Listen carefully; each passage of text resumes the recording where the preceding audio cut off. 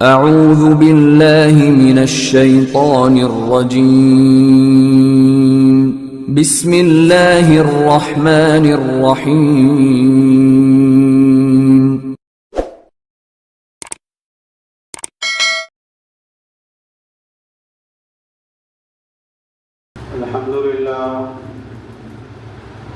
الحمدللہ وکفا وسلام علی عبادہ الذین اصطفى اما بعد فاعوذ باللہ من الشیطان الرجیم بسم اللہ الرحمن الرحیم ان یکونوا فقراء یغنہم اللہ من فضلہ صدق اللہ العظیم۔ معزز سامعین کرام، اللہ تبارک و تعالیٰ کا بے انتہا احسانات ہے، اور ساتھ ساتھ اللہ رب العزت نے مذہب اسلام کے ساتھ ساتھ ایک جامع اور مکمل دین عطا فرمائے ہیں، جن کے اصول اور قانون فطرت اور نیچر پر مبنی ہے۔ اسلام نے اور شریعت نے کوئی قانون ایسا نہیں دیا، اپنے ماننے والوں کو کوئی ایسا اصول نہیں دیا جو نیچر اور فطرت کے بوجھ بنا کر دیا ہو، جو نیچر اور فطرت کو دبا کر دیا ہو، بلکہ اس کے نیچر اور فطرت کی مکمل رعایت کی ہے۔ چنانچہ بھوک لگتی ہے، پیاس لگتی ہے، یہ انسان کا ایک نیچرلی اور فطری تقاضا ہے، تو شریعت کہتی ہے کلوا واشربوا ولا تسرفوا، کہ تم کھاؤ پیو، اسراف نہ کرو، ضائع نہ کرو، برباد نہ کرو، فضول خرچی نہ کرو۔ کیا مطلب یہ ہے کہ لمٹ میں رہ کر اعتدال کے ساتھ کھاؤ۔ تو شریعت نے اس کو بینڈ نہیں کیا، شریعت نے اس پر پابندی نہیں لگائی، بلکہ شریعت نے اس کی اجازت دی ہے۔ تو اسی طریقے سے کھانے پینے کی نیچرلی ضرورتوں کے بعد انسان کے جو تیسرے نمبر کی ضرورت ہے، اس کی خواہشات اور شہوات کی تکمیل ہے۔ یہ اس کی خواہشات، یہ اس کی نیچرلی اور فطری تقاضا ہے۔ لیکن آج کل کے معاشرے میں یہ دیکھا جا رہا ہے کہ شادی کو بہت ڈیلے کیا جا رہا ہے، بہت لمبا کیا جا رہا ہے، بہت تاخیر کی جا رہی ہے۔ لڑکا اور لڑکی بالغ ہو رہے ہیں، 10 سال اور 15 سال میں بچہ اور بچی بالغ ہو رہے ہیں، اور نکاح ہو رہا ہے 25 سال 30 سال اور 35 سال کی عمر میں جا کر رشتہ ہو رہا ہے۔ اس کو کھینچ کر اس وقت نکاح کیا جا رہا ہے اور اس وقت رشتوں کو تلاش کیا جا رہا ہے۔ لیکن جو شریف بچے ہوتے ہیں، جن کی طبیعت میں سلامتی ہوتی ہے اور جو شریعت کو سمجھتے ہیں اور وہ اپنے آپ کو گناہ سے بچانا چاہتے ہیں، تو اپنے والدین سے ریکویسٹ بھی کرتے ہیں، درخواست بھی کرتے ہیں، گزارش بھی کرتے ہیں، اشارے بھی دیتے ہیں کہ والد صاحب، آپ کا بچہ جوان ہو چکا ہے، آپ کا بچہ بالغ ہو چکا ہے، لیکن والدین اس کو بے شرمی پر محمول کرتے ہیں اور کہتا ہے کہ تجھے شرم نہیں آتی ہے، اس طریقے کے باتیں کہتا ہے، اس طریقے کے باتیں بولتا ہے، تو اس کو بے شرمی پر محمول کیا جا رہا ہے۔ یاد رکھیے، جس طریقے سے انسان کو بھوک لگتی ہے تو وہ کھانا کھا لیتا ہے، پیاس لگتی ہے تو پانی پی لیتا ہے، اسی طریقے سے یہ جو جسمانی خواہشات ہے، جسمانی جذبات ہے، اس کی بھی ایک چاہت ہوتی ہے۔ اگر اس کو وقت پر نہ دیا جائے تو ہر کوئی اس کو برداشت نہیں کر سکتا، جس کی وجہ سے اگر بچے کوئی غلط راستہ اپنا لے، غلط قدم اٹھا لے، پھر وہ غلط کام کر لے، تو پھر والد صاحب سر پکڑ کر بیٹھ جاتے ہیں کہ ہمارے بچوں نے ہمارا سر نیچا کر دیا۔ اسی دین کو دیکھنے کے لیے میں نے اپنے بچوں کی پرورش کی تھی۔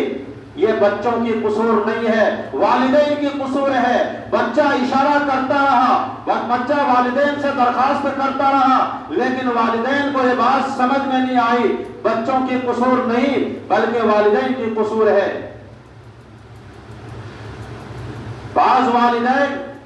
تو خامخواہ کے عذر کھڑا کر دیتے ہیں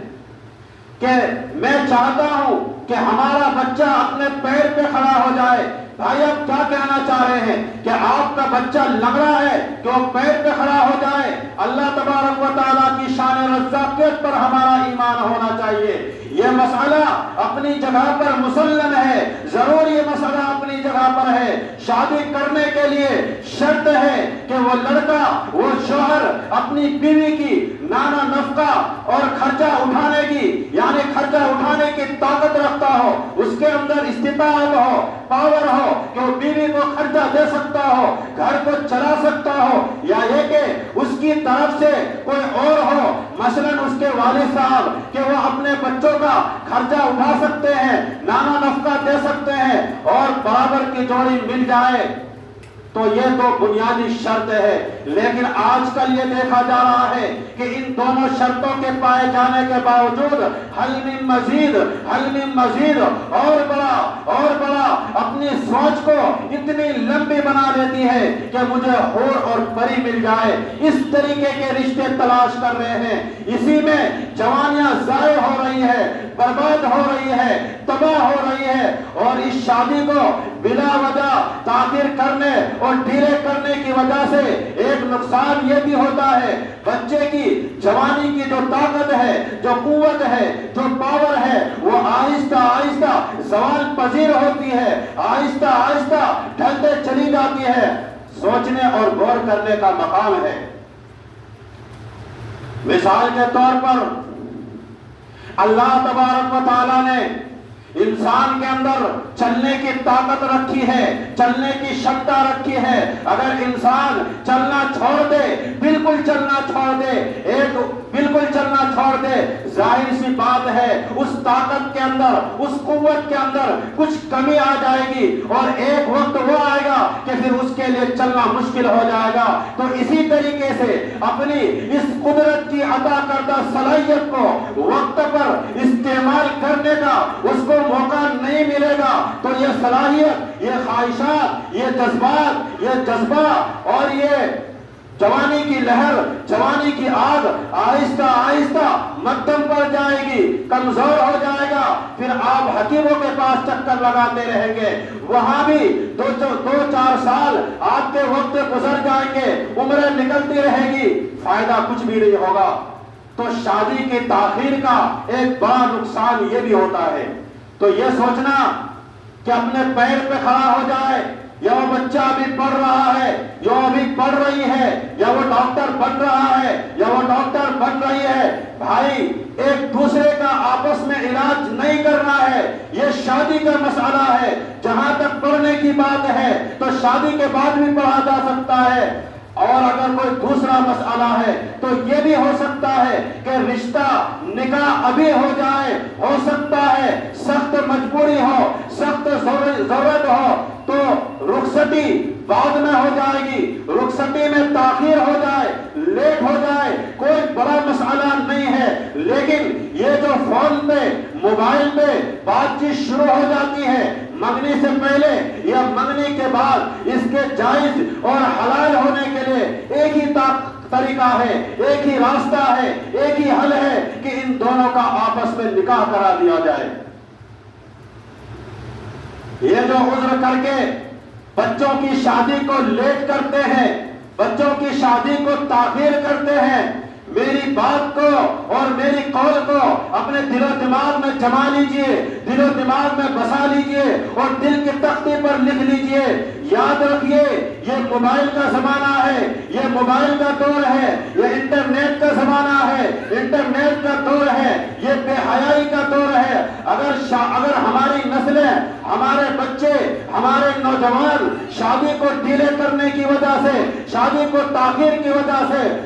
حلال مصرف وقت پر ملنے نہ ملنے کی وجہ سے اگر وہ حرام میں پھنس گئے، موبائل اور انٹرنیٹ کے مادھیم سے، موبائل اور انٹرنیٹ کے ذریعے سے اگر وہ گناہ کے دلدل میں چلے گئے، حرام میں چلے گئے، زناکاری کے اندر مبتلا ہو گئے، بدکاری کے اندر مبتلا ہو گئے، تو یاد رکھیے حدیث پاک سے بات ثابت ہے کہ وہ ماں باپ بھی برابر کے گناہ گار ہوں گے جنہوں نے صحیح وقت پر اپنے بچوں کو، اپنی اولاد کو حلال مصرف نہیں دیا، ان کا نکاح نہیں کرایا، جب صحیح چیز نہیں ملے گی۔ مسلمانوں مجھے بتاؤ، انسان چوری پر مجبور کب ہوتا ہے؟ اس وقت انسان چوری پر مجبور ہوتا ہے جب اس کو حلال نہیں ملتا ہے۔ جس کو خوب حلال مل جائے، بتاؤ پھر وہ چوری کیوں کرے گا؟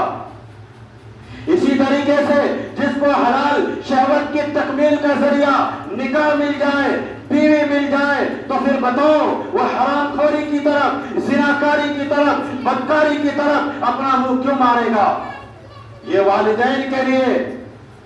سوچنے اور سمجھنے کا مقام ہے، والدین کے لیے ایک بہت بڑا لمحہ فکریہ ہے، والدین کے لیے ایک بہت بڑا پیغام ہے کہ یہ بہت نازک دور ہے، بہت خطرناک دور ہے، یہ پہلے جیسا معمولی دور نہیں ہے۔ پہلے شادیاں بہت آسانی سے ہو جاتی تھی، لیکن آج شادیاں یعنی ایک بہت بڑا پہاڑ کھڑا کر دیا جاتا ہے، اس سے پہلے شادی نہیں ہو سکتی۔ اپنی سوچ کو اسلام نے کفاءت کا اعتبار کیا ہے، لیکن یہ بھی بتایا ہے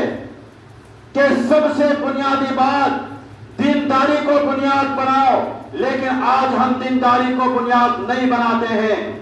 اچھے اچھے لوگ، میں کن کن طبقوں کا نام لوں، کن کن جماعتوں کا نام لوں، اچھے اچھے لوگ، بولا کچھ اور جا رہا ہے، سوچا کچھ اور جا رہا ہے کہ مال والا چاہیے، مالدار والا چاہیے، اچھے خاندان چاہیے، اعلیٰ خاندان والا چاہیے۔ یہ سب چیزیں عیب نہیں ہے، یہ سب چیزیں معیوب نہیں ہے، یہ بھی مطلوب ہے، یہ بھی مقصود ہے، لیکن ان سب چیزوں میں اپنے سے بھی اوپر دیکھا جا رہا ہے کہ اور زیادہ مال والا مل جائے، اور زیادہ مالدار مل جائے، مجھے ہور اور پری مل جائے۔ اگر شیشے میں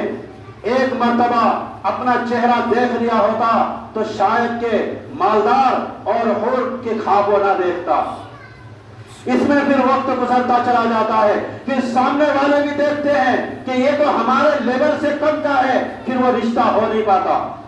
جب ہم برابر والوں کو دیکھیں گے، کفاءت، کفو، برابری، ہمسری کو دیکھیں گے تو نکاح ہوگا۔ جب ہم اپنے سے اوپر والے کو دیکھیں گے کہ اور زیادہ مال والا مل جائے، اور زیادہ مالدار مل جائے، تو یاد رکھیے پھر وہ بھی آپ کو چیک کریں گے۔ جب ان کو محسوس ہوگا یہ تو مجھ سے کم درجے کا ہے، تو پھر وہ رشتہ ہو نہیں پاتا۔ پھر ہم بعد میں گلیوں میں، راستوں میں، سڑکوں میں دوستوں احباب کو، رشتہ داروں کو یہ بتاتے پھرتے ہیں کہ رشتہ نہیں ہو رہا ہے، رشتہ نہیں مل پا رہا ہے، کسی نے کچھ کر دیا ہے۔ تعویذ والوں کے پاس جاتے ہیں، تعویذ لیتے ہیں کہ ہمارے رشتے کے لیے کچھ تعویذ لکھ دیجئے، حالانکہ ایسی کوئی بات نہیں ہے۔ اس لیے مسلمانوں اپنی سوچ کو اس اعتبار سے سادہ بنانے کی ضرورت ہے۔ بہت زیادہ امنگیں، بہت زیادہ تمنائیں، بہت زیادہ آرزویں، اور جب بہت زیادہ شیخ چلی کے خواب دیکھو گے تو پھر یہ سارے مسائل جنم لیتے ہیں۔ بہت سے ماں باپ ایسے ہیں کہ ان کے گھر میں اچھے اچھے رشتے آتے رہتے ہیں، لیکن ان رشتوں کو ایسے ہی بائیکاٹ کر دیتے ہیں، ایسے ہی ریجیکٹ کر دیتے ہیں، ایسے ہی ختم کر دیتے ہیں، کوئی وجہ نہیں، بلا وجہ، بلا ضرورت ان رشتوں کو ٹھکرا دیا جاتا ہے، ان رشتوں کو ختم کر دیا جاتا ہے، ان رشتوں کو بائیکاٹ کر دیا جاتا ہے۔ معمولی باتوں پر رشتوں کو ختم کر دیا جا رہا ہے، رشتوں کو بائیکاٹ کر دیا جا رہا ہے، رشتوں کو ختم کر دیا جا رہا ہے۔ بڑی عجیب سی بات ہے بھائی، اس کا رنگ کالا ہے، اس کی ایک انگلی زیادہ ہے یا اس کی ایک انگلی کم ہے، اس کی بال ایسے ہیں، فلانے کے تو ایسے ہیں، یا یہ کہ لڑکی کی لمبائی لڑکے سے کچھ زیادہ ہے، لڑکی کی ہائٹ کچھ لڑکے سے اس طریقے سے ہے، پتہ نہیں کن کن بنیادوں پر رشتوں کو رد کر دیا جا رہا ہے، رشتوں کو ختم کر دیا جا رہا ہے، رشتوں کو ٹھکرا دیا جا رہا ہے، جس کی وجہ سے ہمارے نوجوان گناہوں کے شکار ہو رہے ہیں۔ ذہنی ٹینشن، ڈپریشن، ان تمام چیزوں کا ہماری نوجوان نسلیں شکار ہو رہی ہے۔ نوجوانوں کی ایک بہت بڑی جماعت ہم نے ایسی دیکھی ہے، والدین کے سامنے، خاص طور پر والد کے سامنے، باپ کے سامنے، ابو کے سامنے نظر ملا کر بیٹھتے نہیں ہیں۔ بس وہ یہ چاہتے ہیں کہ والد صاحب ادھر ہیں، میں کسی دوسرے کمرے میں چلے جاؤں۔ یہ محبتیں کیوں نہیں ہیں؟ وہ اندر سے نفرتیں کر رہا ہے، وہ اندر سے جل رہا ہے کہ ہماری ضرورت کو ہمارے والد صاحب محسوس نہیں کر رہے ہیں۔ وہ اس رویے سے، وہ اس برتاؤ سے، وہ اس زبان حال سے اپنے والد صاحب کو کچھ بتانا چاہ رہے ہیں، کچھ پیغام دینا چاہ رہے ہیں کہ والد صاحب آپ سمجھیے، آپ کا بچہ جوان ہو چکا ہے، آپ کا بچہ بالغ ہو چکا ہے، لیکن اس سائلنٹ پیغام کو، اس سائلنٹ میسج کو والد صاحب محسوس نہیں کرتے ہیں۔ بس اسی فکر میں ہے کہ پیر پہ کھڑا ہو جائے، پیر پہ کھڑا ہو جائے، اسی فکر میں لگے رہتے ہیں۔ وہ نوجوان آج دل میں خوش ہو رہا ہوگا کہ اس سائلنٹ پیغام کو، اس سائلنٹ میسج کو میرے والد صاحب محسوس نہیں کر رہے تھے، نہیں سمجھ پا رہے تھے، لیکن آج مولانا نے اس سائلنٹ پیغام کو، اس سائلنٹ میسج کو کھول کر بیان کر دیا۔ اب شاید کہ میرے والد صاحب کو یہ بات سمجھ میں آ جائے گی، میرے پیغام اور سائلنٹ میسج شاید کہ اب میرے والد صاحب سمجھ سکیں گے۔ دعا کرے کہ اللہ والدین کو اس سائلنٹ پیغام کو سمجھنے کی توفیق عطا فرمائے۔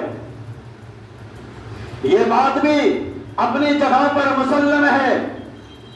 لیکن حدیث پاک میں آتا ہے، اللہ کے نبی صلی اللہ علیہ وسلم کے ارشاد گرامی میں یہ باتیں ملتی ہیں کہ والدین کی ذمہ داریوں میں سے ایک بہت بڑی ذمہ داری یہ بھی ہے کہ جیسے ہی بچہ بالغ ہو فوراً اس کا نکاح کرا دے، بالغ ہوتے ہی ان کا نکاح کرا دے۔ لیکن یہ بھی ضروری ہے، بچے کا سنجیدہ ہونا بھی ضروری ہے، بچے کے پاس مال کا ہونا بھی ضروری ہے، بچے کے پاس ہنر کا ہونا بھی ضروری ہے۔ لیکن ہم اس بارے میں کیا کرتے ہیں؟ ایک لمبے عرصے کے بعد، ایک لمبے زمانے کے بعد جب بچہ 18 سال، 20 سال، 25 سال کی عمر کو ہو جاتے ہیں، جب ہم ان کو پیر پہ کھڑا کرنے کی کوشش کرتے ہیں، آپ پہلے ان کو پیر پہ کھڑا کیوں نہیں کر دیتے ہیں؟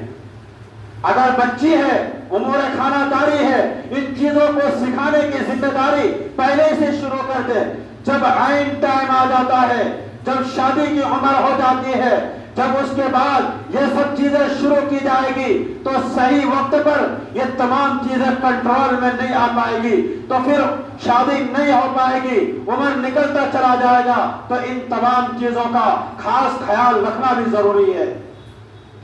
دوسری چیز، لڑکا اور لڑکی ہوشیار ہو، شادی کی حقیقت کو سمجھتے ہو۔ لڑکا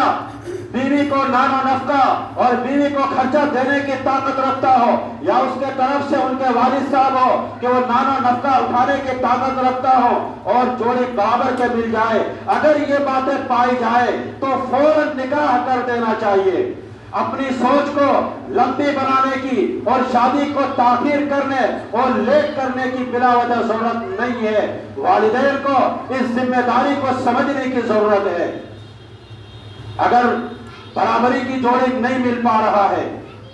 یا یہ کہ لڑکا اس قابل نہیں ہے کہ وہ بیوی کا خرچہ اٹھا سکے، یا یہ کہ باپ خرچہ اٹھانے کے لیے تیار نہیں ہے، یا والد صاحب کے پاس اتنی طاقت نہیں ہے، اتنی ہمت نہیں ہے کہ وہ بہو کا بھی خرچہ اٹھا سکے، تو پھر ایسی صورت میں کہا جائے گا کہ لڑکا ابھی انتظار کرے، لڑکا اس قابل ہو جائے کہ وہ کمانے والا بن جائے، بیوی کو خرچہ دینے کے لائق ہو جائے،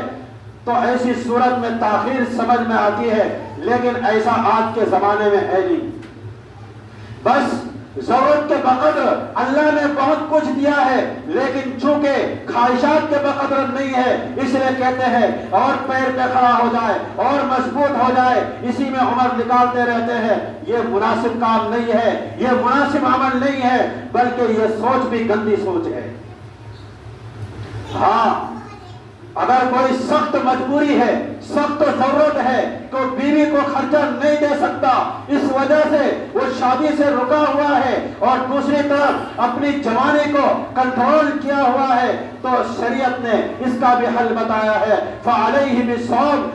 فَإِنَّ لَهُ وِجَاءَ، ایسے شخص پر لازم ہے کہ وہ کثرت کے ساتھ نفلی روزے کا اہتمام کرے۔ یہ نفلی روزہ ان کی خواہشات کو توڑ کر رکھ دیں گے،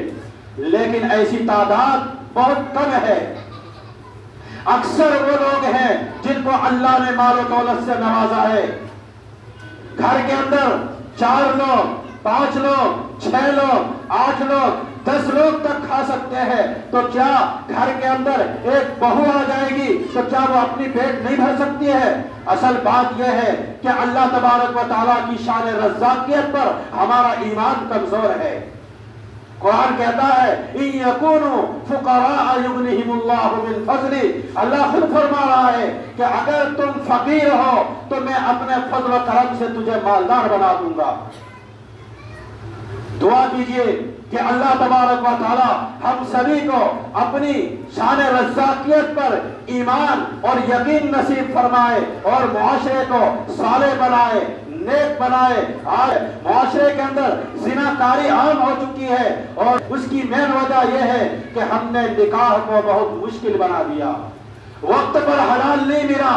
وقت پر نکاح نہیں ملا، تو ہماری نسلیں حرام خوری کی دہانے پر جا رہی ہے، حرام خوری کے دہانے پر جا رہی ہے۔ اللہ تبارک و تعالی والدین کو، ذمہ داران کو صحیح شعور بھی نصیب فرمائے اور اس اہم ترین ذمہ داری کو، اس اہم ترین فریضہ کو صحیح وقت پر صحیح طریقے سے شریعت و سنت کے مطابق ادا کرنے کی توفیق عطا فرمائے اور ہم سبھی کو گناہ عظیم سے بچائے۔ دوسری بات کہ بہت سے ہمارے مسلمان